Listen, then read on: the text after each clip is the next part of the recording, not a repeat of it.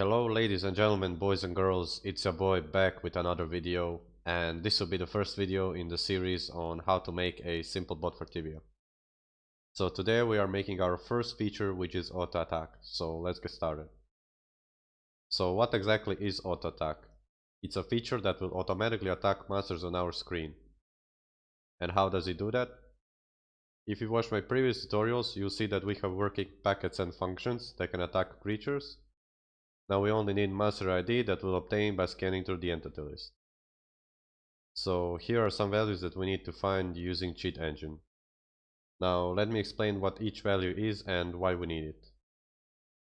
First, entity list start. We need to find where our entity list starts, or the first entity in the list. Second, we need to get the offset to another entity, so we know what value we need to add to the first entity to jump to the second one, then third one, and so on. After that, we need offsets to XYZ position and our XYZ position. We need this so we can calculate the distance between the monster and our character and see if it's in the range from -7 to 7 on x-axis and from 5 to -5 on y-axis, and to compare if it's on the same z value as us. After that, we need entity ID and our ID. So after we did all of our checks to see if creature is on the screen, we need to get its ID so we can attack it. We need our ID because we are in this entity list also, so if we do all of the checks above that I already mentioned, it will all return true, and we will attack our character, which is impossible. Next thing we need is entity HP, because we only want to attack monsters that have more than 0 HP. And last thing, red square address. If you attack someone, there is red square set around them. That indicates that you are attacking someone. If we don't include this in our bot, we'll switch enemies really fast, and that will result in us not killing anyone. Because when we send attack packet, the red square doesn't appear around the monster, so we need to set the red square value ourselves and compare it to see if it's 0. That indicates that we can attack another monster. So enough of this boring theory, let's jump to the cheat engine. Okay, so I attached cheat engine to the game. Now, first thing we'll find is this red square address. And we'll do that by finding a creature that we can attack and then scanning for the values. Just go west from this place you spawn and you'll see some sheep and pigs here. Okay, so we found some creatures, now we can start our scan. So we don't see the red square set around any creature because we are not attacking anyone. So let's scan for 0 first time. Okay, now let's attack this pig and press changed value.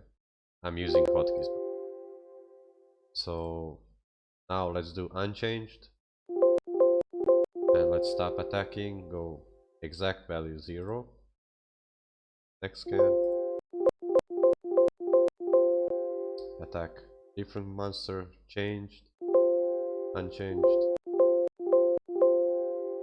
Let's go to exact value 0.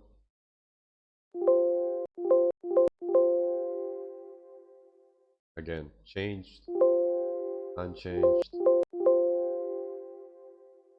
changed, and we are left with one address, and it's green address, so it means that it's static. So this is really good.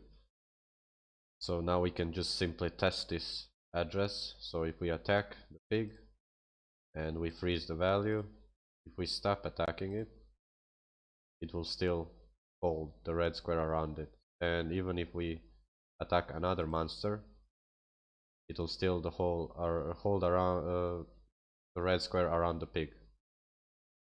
Now the value of this red square address is most likely creature ID that we are attacking, but we can simply test it by taking the ID of this NPC that we tried to follow in previous tutorial, and we can just paste it in here, and we see that the red square appears around him. So the value of this address is creature ID. Okay, now let's try to find the entity list, and we'll do that by scanning for the string that contains the name of the NPC. So let's just copy and paste the NPC name, first scan. So we get 2 addresses, Let's Control B to browse the first one and display text 4 byte decimal. Now we do see the NPC name over here, but all other data around it is just useless, doesn't mean anything. And as well, he's moving, but none of the values are changing. And delete this one, and let's go to next one. Control B, and this already looks much prettier because when he's moving, let me do this. When he's moving, we see that some values are changing. Looks like this value is changing when he's going left or right, and this value is changing when going up or down. This has to be some kind of, this has to actually be Y position, this is X, and maybe Z. So now let's try to find the start of the object. We'll do that by putting a breakpoint on what accesses this address, and we see that EDI plus 28. So 28 bytes from the start is this Y location.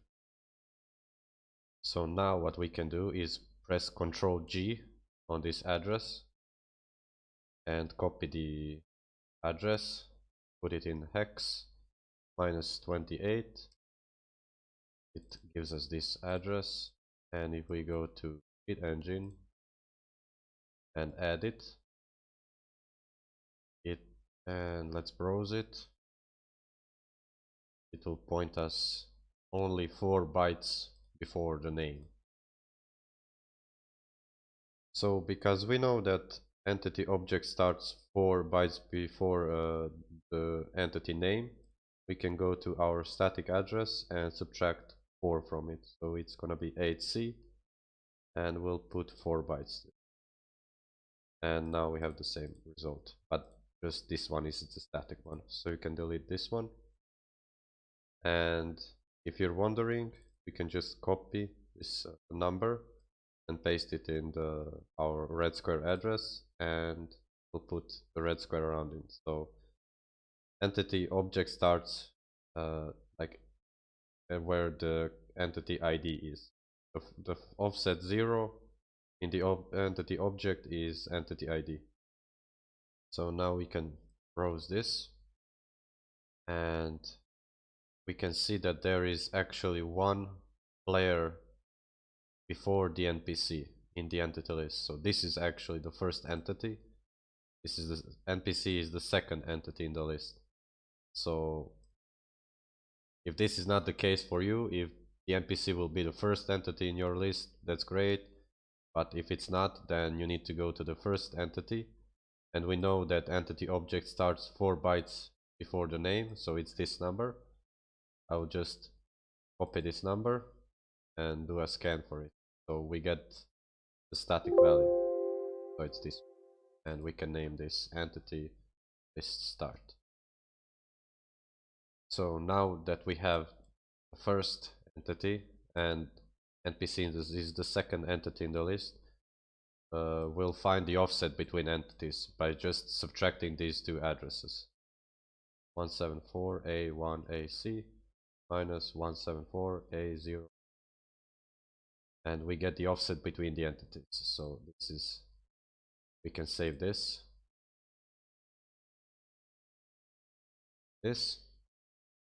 So now that we know where our entity object starts, I will open Reclass and put this address into it, and we can start reversing the structure. So I will take the address of the NPC object, so this one here, but we need Reclass syntax for it. This, and around the module name you need to put angle brackets. So now we see NPC name and all information. I'll call this class entity, this. So let's start reversing. So we know that at offset 0 is creature ID, and creature ID can never be negative number, so I will put uint32 and put as an ID. Next thing we have is NPC name. So I will just change type into ASCII, and when you were making character on the website, it did not allow you if you put 33 characters. So we know that this is 32 characters long, so we can just change it to 32. This and put name over. Now, next thing, you can check these values out. We see that this value is changing when he's going left or right, and this value is changing if he's going up or down. So we know that this is X position, Y position,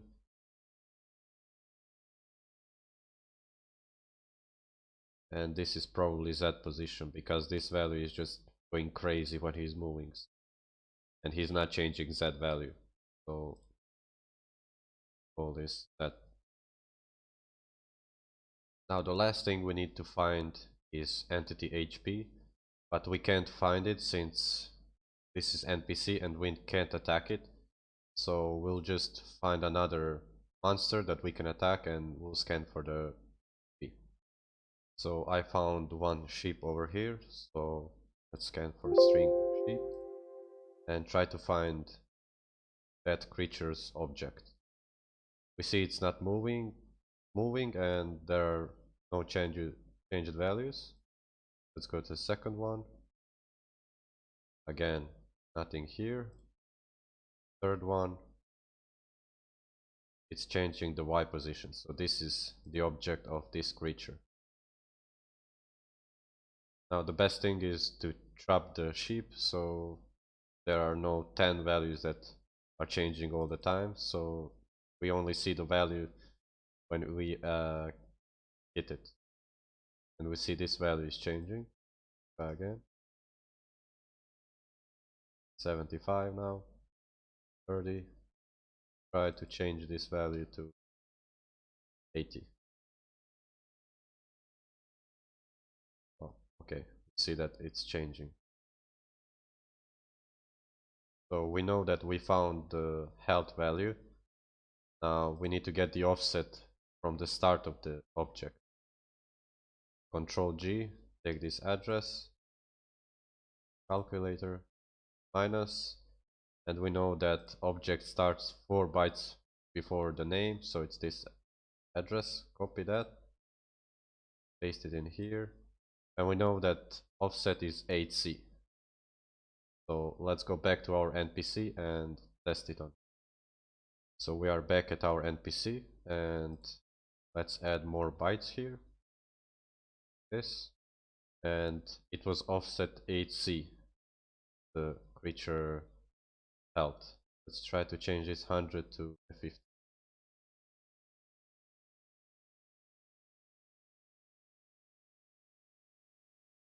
But first we need to define it as an int32, and let's now try to change it to 50, and we see the NPC goes yellow, change it to 25, goes to red, try 1, goes to black HP.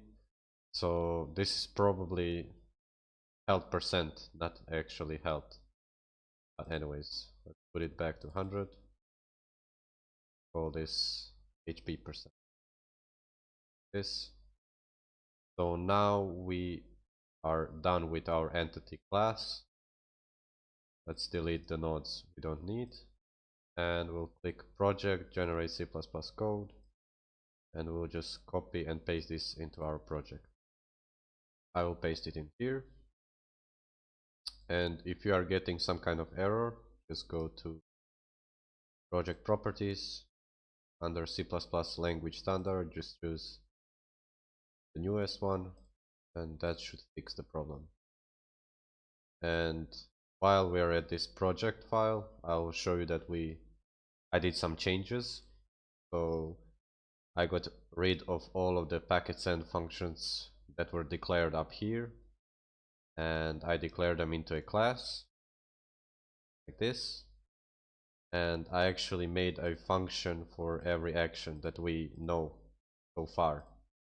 So if we go to attack function, we know that just as in previous tutorial, we'll calling packet start with packet ID of 0xA1, and then creature ID, it was that number, we just put 10 here, and the end function. And what this is doing is just casting the address of module base plus packet start into a fast call pointer function that takes argument int, and that's our packet ID. And I also made include header file where I just put all of the includes, and this addresses header file that will also add a class of self player and some addresses in here. But let's go back to Tibia now. So now we need to find our ID and our XYZ positions. So if you go to, this is the entity list start, Control B to browse it, and you just scroll down, you'll see our name in here. And offset 28 is position, but this is not a good place to read from, because we won't always be located at this time at third place in the entity list. Sometimes we'll be located at first place, sometimes at 10th place. It depends how many creatures on the screen are at the time that we log in. So we'll just try to find this value somewhere else in the memory, because we know that 4 bytes before the name was this address, and that address contained our creature ID. So let's just copy that and do a scan 4 bytes, and now we see this address. This is somewhere in the entity list because it looks similar. This is somewhere before the entity list, so let's Control B here, and we see that we have creature ID here, and these values look similar that we already saw, and if you already guessed it, it's XYZ position, because when we go left or right, it's this value changing, and up or down, it's this value changing. So great, we have everything at one place. So we'll put this value in reclass and reverse it there. Okay, so now let's take this address and we will put it in reclass. Same syntax as we did before, angle brackets around module name, press enter, and I will call this class self, this.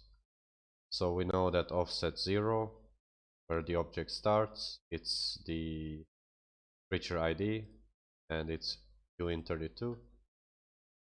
This next thing was check. Okay, so it changes when you go left or right, so that's X position. This, then it's Y position, and the last thing is most likely Z position. This, and delete everything else because we don't need it. And let's generate C++ code. This, copy it in this header file we made. So now in this struct addresses, we'll add offset to another entity, where our entity list starts, where our player information start, and the red square address.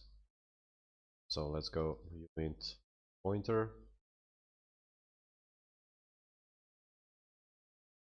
red square ID, type this, and it was at the offset this from the module base. this. Copy and paste like this. And next thing is entity list start. Was the first entity in the list, and this one.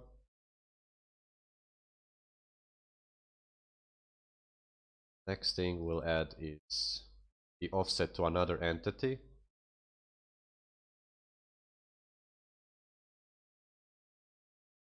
And it was this number that we put, 0xDC. And the last thing we need is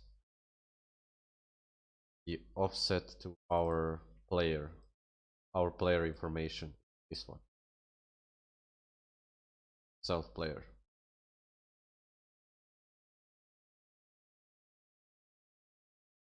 Like this. And now we can actually start making auto attack. So you can go to project, add new filter to add auto attack filter. I'll add here class auto attack. Let's drag everything. So here we'll declare some public attributes. The first one will be module base, and I'll just copy it from DLL main. Next thing, we need to declare entity object. This. So includes this. Fix the problem. And I already included addresses.h in the includes. If you didn't, include the header file in here. Next thing, we need to declare self player object. This. And we'll point it to the address of module base plus addresses that's self player. And we'll now declare the function in here, and that function will return creature ID. And we know that creature ID is joint 32 p get target ID.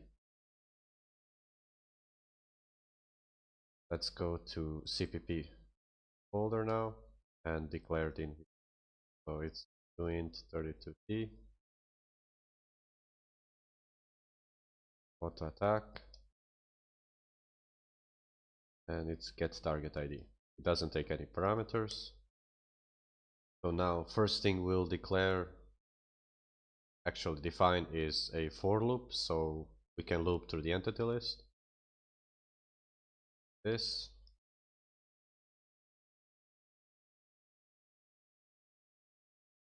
And I put in here 1300 just because you need to know that this is MMORPG and there actually might be 1000 players on your screen, but that's very unlikely, but it could happen. Now in the for loop we'll point our entity object to a address of entity pointer module base plus addresses at entity list start plus, and in here we'll do addresses that offset to another entity times I.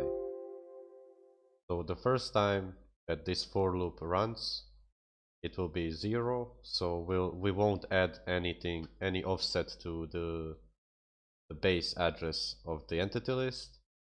Second time we'll add DC, then third time we'll add 2 times DC, and so on, so we can loop through the entity list.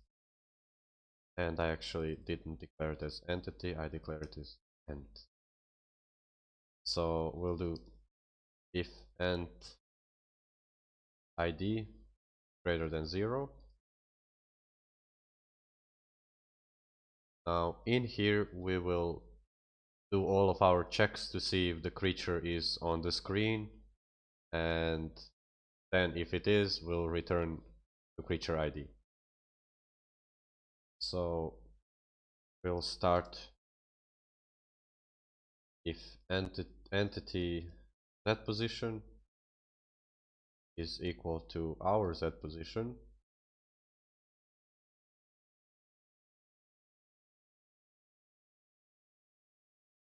After that, we will do entity X position minus player X position,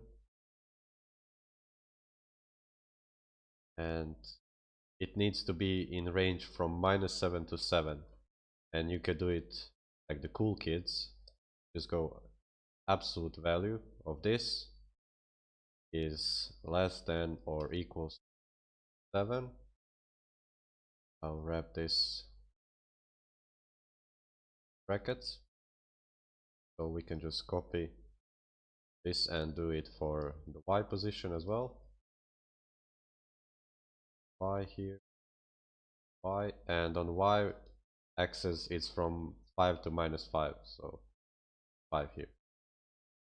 Next thing we need is if entity ID is not our ID, because we don't want to attack ourselves, and we'll go entity HP is greater than 0. And now the last thing, if you don't add this, it will return all of the NPCs and creatures. And now I found a number that if the ID is greater than this number, it means it's creature, and if it's below this number, then it means it's a player or it's an NPC. And this number you can just simply find by going to entity start, browse it, scroll down, try to find a monster like a sheep, rat, or a pig. We know 4 bytes before the name is the ID, so it's this crazy number. Copy it, and as you can see, like this number is far greater than this number, so we'll just put it decimal in the calculator, and we can just go and make it prettier, just subtracting this and take the whole number, and we'll go and ID is greater than 0x this hex number. So if all of the checks are true, we will return ent ID. So now we can go in our DLL main, and we can include our header file, autoattack.h, make an object of it, and call it attacker, this, and we'll do, I already made a bool, attacker state. If we press 5, it will just change the state to the opposite. So we'll go here if auto attacker state true, and we will store the value of the function. So it was bin32t target ID equals to attacker dot get target ID. We will actually do a check before here. So we will do if we are not attacking any creature, this red square address is 0. So we'll do if this red square address value is 0, then we'll actually call all of the functions.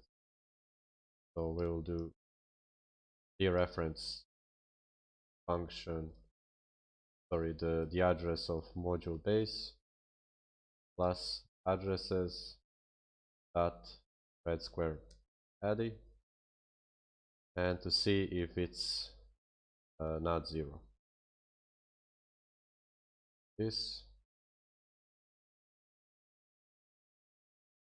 sorry, we actually want to do this when it is actually 0. When we are actually not attacking anyone, then we want to attack. So we'll just check if target ID above 0, and if it is, we'll send packet at attack. That takes the parameter creature ID, that's the target ID. And after that we need to set the value of red square address. This equals to target ID. And let's try to compile it.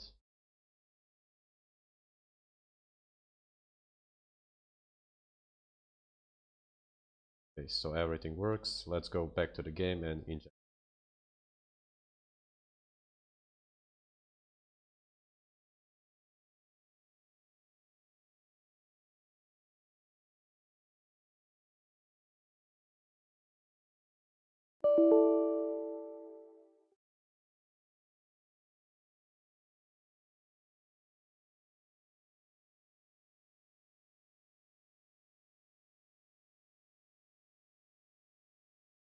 Okay, so now let's press inject.